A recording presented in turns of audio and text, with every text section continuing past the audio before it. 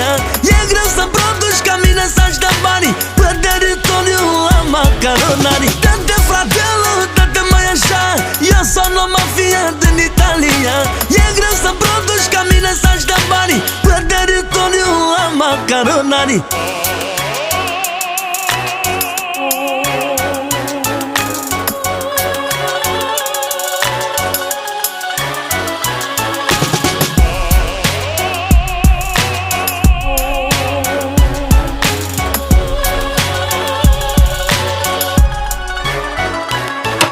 Îmi vin banii ca pe bandă, am buzunare la comandă, că nu mi-au loc banii și oftic dușmanii. Lucrez cu mafia din Italia. Îmi vin banii ca pe bandă, am buzunare la comandă,